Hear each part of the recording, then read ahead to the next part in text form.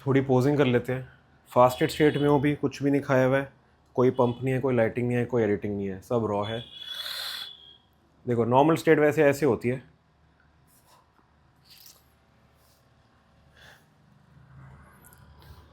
Abs की muscle ना थोड़ी थिक है मेरी, इसलिए रिलैक्स्ड स्टेट में भी ये आपको दिखते होंगे। चलो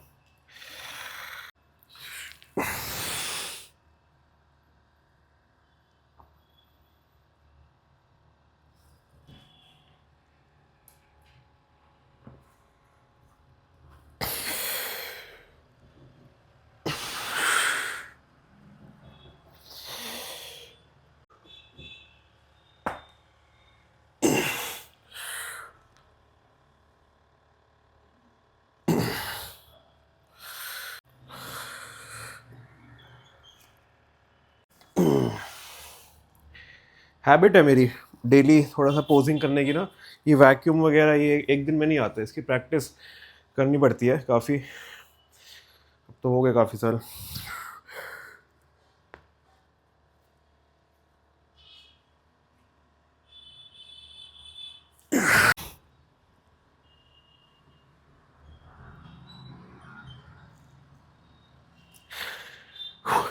पंप के बाद ये और इंसेन लगता है। क्या बना रहे हो? आलू पूड़ी छोले हलवा, तो बढ़िया लग रहा है। मीठा कम डाला है मेरे लायक। जितना डालना चाहिए उससे हाफ डाला मैंने, बिल्कुल मीठा, वो भी हमें तेज लगेगा। कितना डालना चाहिए? 1 कटोरी सूजी में 1 कटोरी चीनी डलती है, मैंने आधी कटोरी से भी कम डाली है। आधी कटोरी चीनी? तो कितना सारा तू अकेला थोड़ी खाएगा आधी कटोरी चीनी? हाँ तो मैं तो थोड़ा सा खाऊंगा।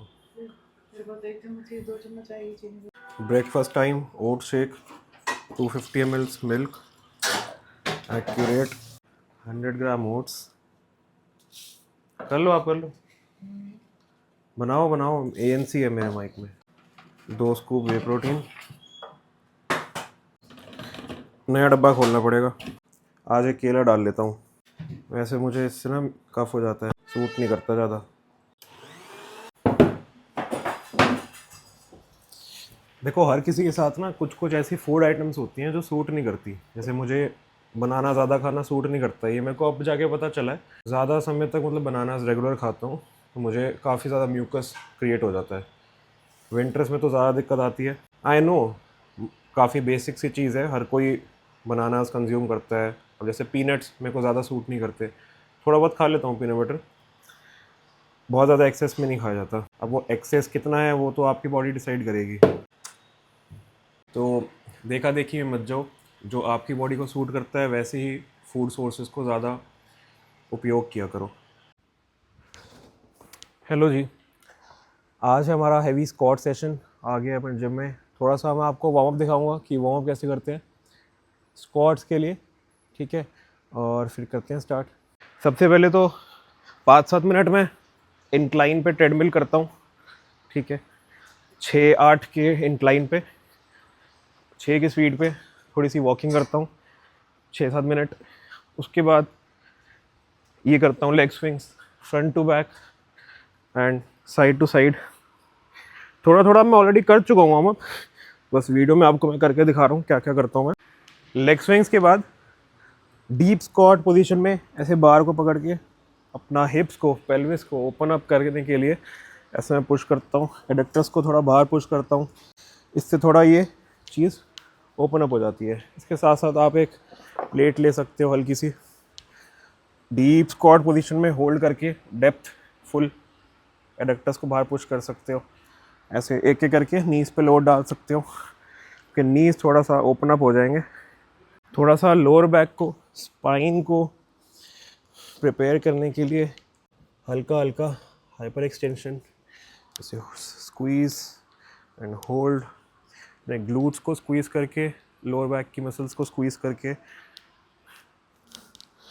धीरे धीरे, just to increase some blood flow, prepare the muscles. बहुत ज़्यादा भी नहीं करना ये, नहीं तो पहले आपको ऐसे ज़्यादा ही ब्लड पंप अगर हो गया वहाँ पे तो ज़्यादा सोर सी फील होएगी। पम्ड अप हो जाएगी लोअर बैक, तो ज़्यादा भी नहीं करना। गोकू भाई को प्रणाम। थोड़ा थोड़ा हिप फ्लेक्सर जब मुझे थोड़ा टाइट लगता है, जैसे स्टिफनेस सी फील होती है, तो मैं यहाँ पे ऐसी लेग को रख के पीछे की तरफ पुश करके हल्का सा ऐसे स्ट्रेच कर लेता हूँ। बहुत ज़्यादा नहीं, ज़्यादा देर होल्ड नहीं करता, थोड़ा थोड़ा ऐसे स्ट्रेच फील करके हिप फ्लेक्सर्स को यहाँ पे ग्लूट्स को आगे ऐसे पुश करके क्वाड्स को थोड़ा पीछे ले जाके स्ट्रेच कर लेता हूँ। हाँ, वार्म अप हो गया है। अब नी स्लीव्स पहनेंगे। ये नई नी स्लीव्स मंगाई थी मैंने इंजर की। अभी तक तो मैं 1-1.5 साल से एसबीडी की यूज़ कर रहा था, लार्ज साइज़ की थी वो। अब मैंने ये मंगाया इंजर मीडियम साइज़ के। This should help me a little bit more to push more and heavier squats. एक जो एथलीट होता है ना, उसका फाइनेंस का कुछ ऐसे हिसाब रहता है कि जैसे 15,000 की है ये, उसके पास 20,000 रखे होंगे, 18,000 रखे होंगे ना, वो 15,000 की ये चीज़ मंगा लेगा। फाइनेंस में ऐसे ही होते हैं जो एथलीट्स होते हैं ना, स्पोर्ट्स की डिमांड के लिए सारे पैसे लगा देते हैं। इसका मतलब ये नहीं है मेरे पास 20,000 ही थे, but who knows. Knee sleeves को फोल्ड कर लिया मैंने। अब मैं इनमें ये डालूंगा स्ट्रैप्स। अब इन स्ट्रैप्स को दोनों तरफ से ऐसे पकड़ के झटके से खींचना है।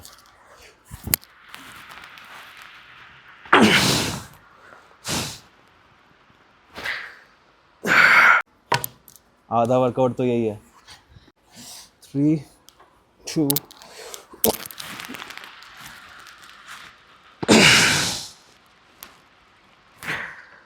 काफ ना होने का एक फ़ायदा, ज़िंदगी भर रोया, काफ नहीं बनी। अब लगता है ठीक ही है, नी स्लीव चढ़ जानी चाहिए बस। यो ओके, और ऊपर चढ़ानी थी। देखो, वार्म अप को ना जितना सिंपल हो सके उतना सिंपल रखा करो। 50 चीज़ें करने की ज़रूरत नहीं है।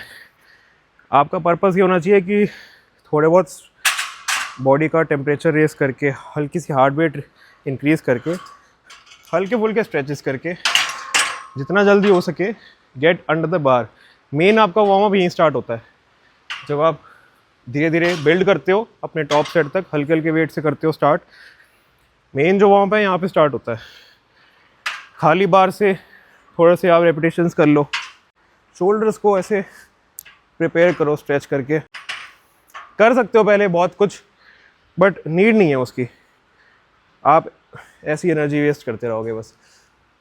ठीक है, खाली बार से मैंने ऑलरेडी कर लिया था वार्म। अब नी स्लीव्स एक बार ही चढ़ा ली, स्टार्टिंग में दिक्कत होती है, उसके बाद इसको आप थोड़ा सा नीचे पुश कर दोगे ना, देन ये ईजिली आपकी ऊपर रोल हो जाएगी। स्क्वाट शूज़ पहन के स्टार्ट करता हूँ मैं 70 किलो से।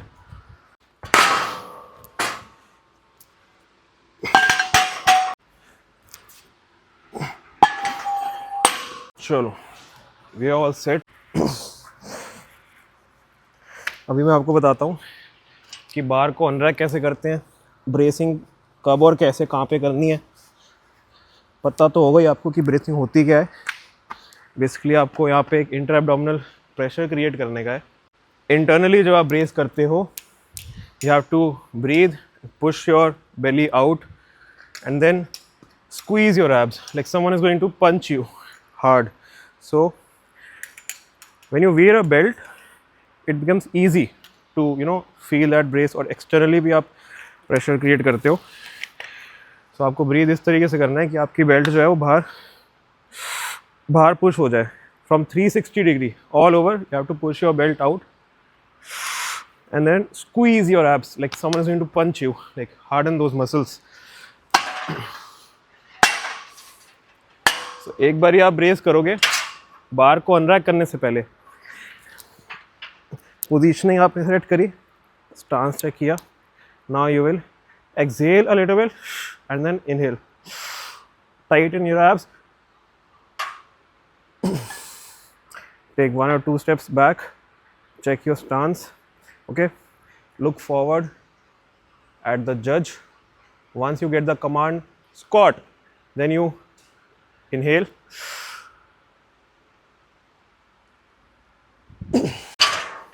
So this is how you're supposed to brace. Now I'll add another 25.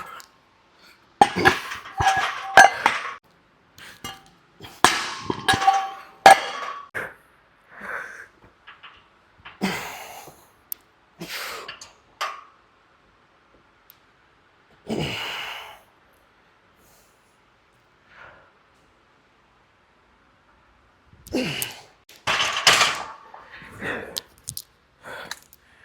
गंदी आदत मेरी ये है, मैं लॉक नहीं लगाता प्लेट्स में, लगानी चाहिए। केयरलेस नहीं होना, कंपटीशन आ रहा है। देखो ये जो इतनी टाइट होती है ना नी स्लीव्स, तो आपकी पूरी चाल ढाल बदल जाती है। You will start walking like this. So जो अभी स्टार्ट कर रहे हैं पावर लिफ्टिंग, उनके लिए ज़रूरी नहीं है कि वो इतनी टाइट कंप्रेशन वाली पहले। मैंने तो फिर भी मीडियम पहनी है ये। पहले मैं लार्ज पहनता था, अब मैंने मीडियम पहनी है। कुछ लोग तो स्मॉल, एक्स्ट्रा स्मॉल से भी करते हैं। सो ये जो स्टिफ वाली नी स्लीव्स होती है, आपको पूरे सेशन में पहन के नहीं रखनी। आफ्टर लाइक 1 और 2 सेट्स आप इसको थोड़ा सा नीचे कर लोगे, to let your muscles breathe and avoid unnecessary cramps. Hydration का ध्यान रखो वर्कआउट के बीच में। अभी इससे पहले मैंने सिर्फ एक ब्रेकफास्ट वाली मील ली थी, ओट्स का शेक, अलग से उसमें कुछ नमक वमक नहीं डाला। सो हो सकता है मुझे डिहाइड्रेशन हो जाए। हो क्या सकता है, हो ही जाएगी इतने लाइक टाइट नी स्लीव्स पहनने के बाद और हैवी स्क्वाट्स के बाद। तो थोड़ा सा मैं इसमें सॉल्ट डाल रहा हूँ, बहुत ज़्यादा भी नहीं डालना होता ये, मतलब सब्जेक्टिव है, अपने सिचुएशन के अकॉर्डिंग आप डालोगे। लेकिन कुछ लोग ज़बरदस्ती तो इलेक्ट्रॉल पीते रहते हैं, बहुत ज़्यादा सॉल्ट पी लेते हैं। एक्स्ट्रा सॉल्ट से भी, ओवरडोज से भी आपको क्रैम्प्स आ सकते हैं। ये नी स्लीव्स पहन के ऐसा लगता है जैसे स्किन ही फाड़ देगी है। मैं तो एसबीडी यूज़र ही था, मैंने अब सोचा चलो ट्राई करते हैं। एसबीडी का मटेरियल बहुत सॉफ्ट है, फिर वो स्टिफ भी कम है।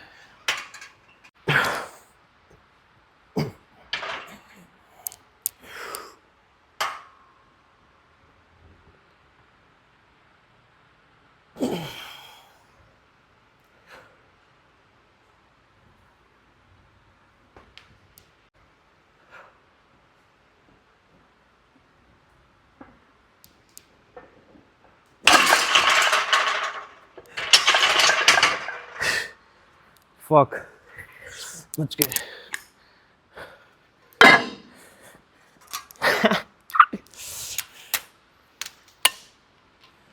230 kgs on the bar.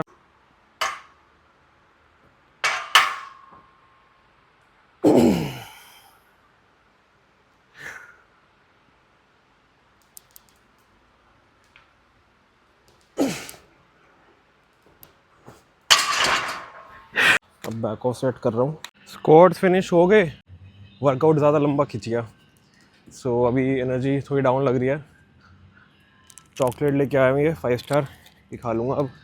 अगर 1.5 घंटे से ज़्यादा वर्कआउट एक्सटेंड होता है, जैसे 90 मिनट से ज़्यादा होता है, जो होता ही है सबका पावर लिफ्टिंग में, सो थोड़ा बहुत कुछ कार्ब्स ले सकते हो बीच में। अगर चॉकलेट नहीं तो कुछ और, जैसे गैटोरेट पी लिया। जब जिम आया था ना, तो ये नसें सारी, वेन सारी पॉपअप कर रही थी। अब सारा मामला कूल हो गया। अब ये कार्ब जाएंगे ब्लड में, सब पॉप होगा फिर वापस। चलो, this is my warm up set and I am going to show you how to create arch and how to maintain your leg drive during your bench. First of all, lie down normally, grab the bar, choose a width that you normally choose. Okay, grab the bar, then you have to push the floor away from your quads and keep dragging your neck behind. Okay, once you reach there, fix your legs. Okay, and then push your chest out and rack. Now breathe here, drop your balls slowly, breathe again and start.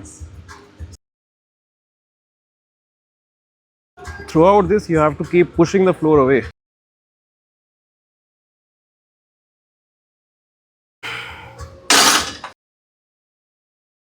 This is 115 kg. This is now my working set. Tempo.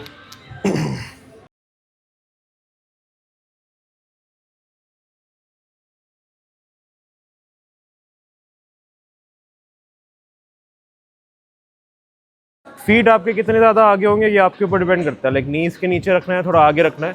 आगे रख के भी काफ़ी बारी better push मिलता है। मेरे को थोड़ा सा नी के नीचे ठीक फील होता है लेग ड्राइव।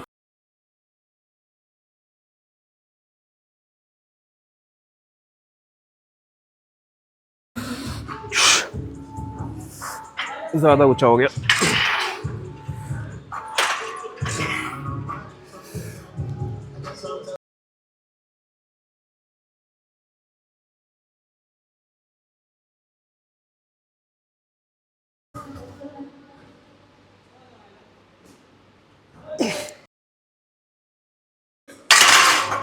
वैसे इतना टाइम लगता नहीं है, बस ब्लॉग के चक्कर में हो गया शायद आज लेट, रिकॉर्ड करते करते ना।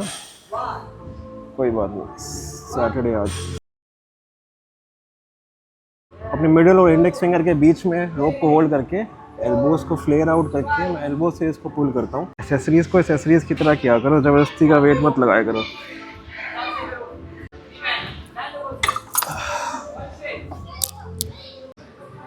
पूरी दुकान लगा रखी है यहाँ पे, तो सारा सामान मेरा है। क्या अब ये गाजर चुकंदर वगैरह का बना दो, आंवला नींबू हल्दी वगैरह सब डाल देना, ठीक है।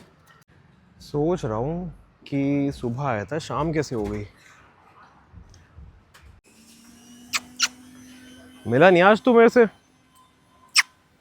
अच्छा आज मैं आऊँ तेरे पास। Good boy. अच्छा और करूँ?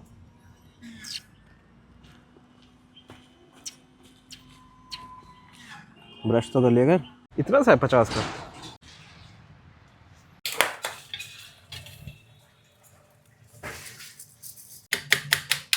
सुबह नाश्ता किया था 11 बजे का, अब बज गए 8। कैसे होगी प्रेप? क्लाइंट का सेशन था, उसके बाद जो है वर्कआउट करते करते आज पता नहीं कैसे लग गया था टाइम। बाकी अभी लंच बना रहा हूँ, जो लंच 2-3 बजे करना चाहिए 3 बजे करता था वैसे तो, और ट्रेनिंग पहले होगी ना इसलिए सब डिले हो गया। कोई गिरा पैन, इसमें डालूँगा सबसे पहले घी। उसमें डाल लिए हैं प्याज। प्याज पक गए हैं, ब्राउन हो गए। Whole eggs scrambled. स्पाइसेस में इसमें डालूँगा नमक, ब्लैक पेपर और थोड़ा सा चना मसाला। 12 होल एग्स, इसमें डाला मैंने 300 ग्राम्स राइस। हाँ तो मैं कह रहा था 12 होल एग्स 300 ग्राम्स राइस, ऊपर से डाली मैंने अरहर की दाल।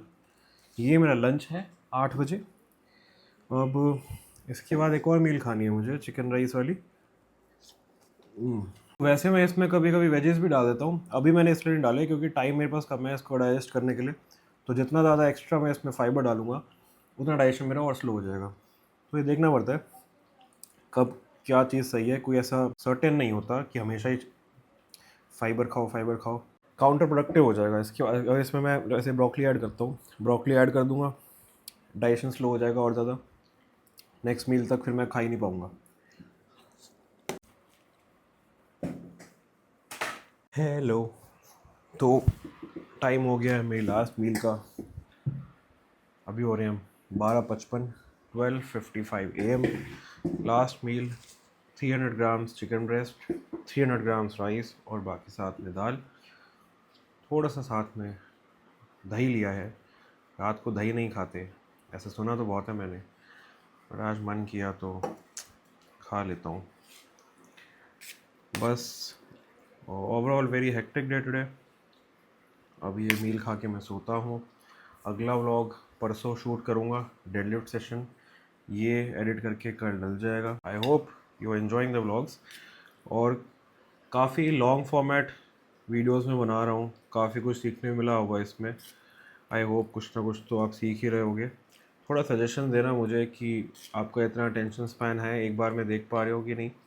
वैसे अगर नहीं भी देख पा रहे हो तो थोड़ा थोड़ा करके देख सकते हो एक ही दिन में, कुछ कुछ करते करते, है ना। मेरा काम था शूट करके डालना, जैसे देखना चाहो वैसे देखो, बट फिर भी सजेशन दे देना कि 5-10 मिनट की वीडियो सही रहती है या फिर एक ही वीडियो ऐसे प्रॉपर जैसे आज डालूँगा मैं ये वाली 20-22 मिनट की।